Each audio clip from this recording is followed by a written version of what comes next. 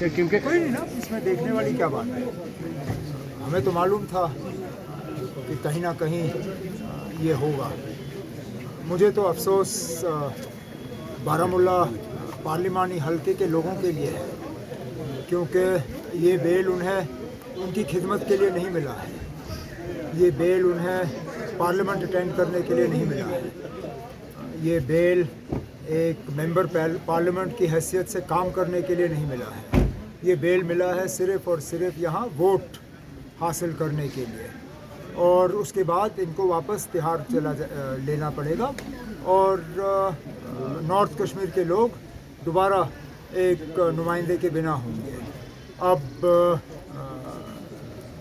Voter इसको किस तरह से लेगा और इस फैसले का उन पे क्या असर होगा हम देखेंगे।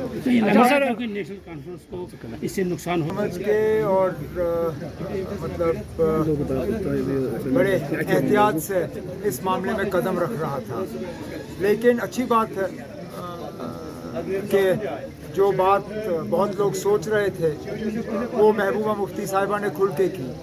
उन्होंने तो सीधा सीधा कहा है कि इंजीनियर रशीद साहब बीजेपी के कहने पे काम कर रहे हैं, और सवाल उठाया कि ये जो सारा पैसा खर्च हो रहा है उनके उम्मीदवारों पे, ये पैसा आ कहाँ से रहा है।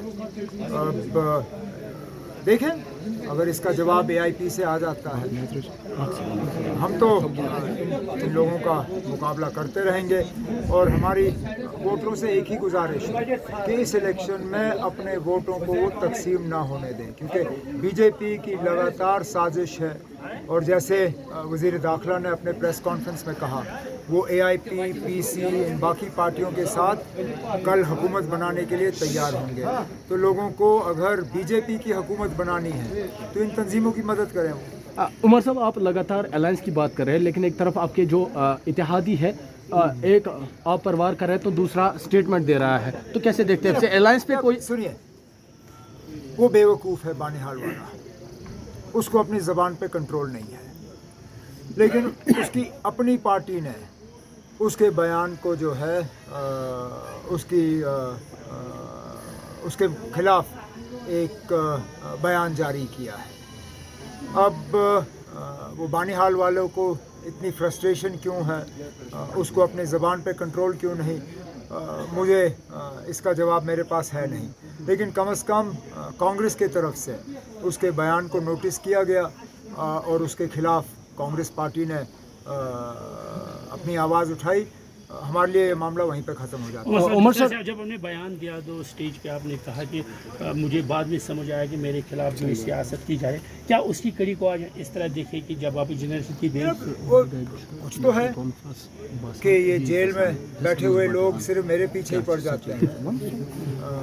मतलब ये कोई मामूली बात नहीं है ना।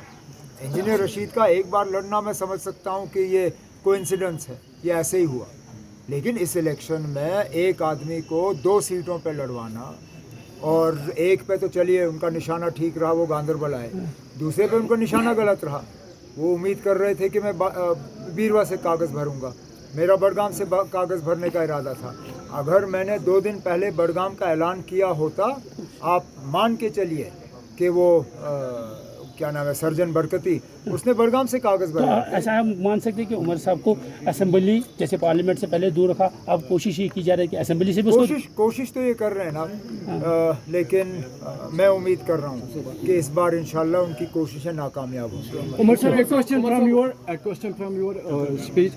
Can we say that Umar Abdullah is of the opinion that independent candidates are the propaganda? मैंने ये पहले ही कहा है ना, ये आपको आज कोई नई बात मैं नहीं कह रहा हूँ। मैंने तो साफ तौर अपनी तकरीरों में कहा है कि इंडिपेंडेंट को वोट देना बीजेपी को वोट देने के बराबर है। अगर आप बीजेपी को बाहर रखना चाहते हो तो नेशनल कॉन्फ्रेंस और नेशनल कॉन्फ्रेंस के अलायंस को वोट दे दीजिए। Thank you sir.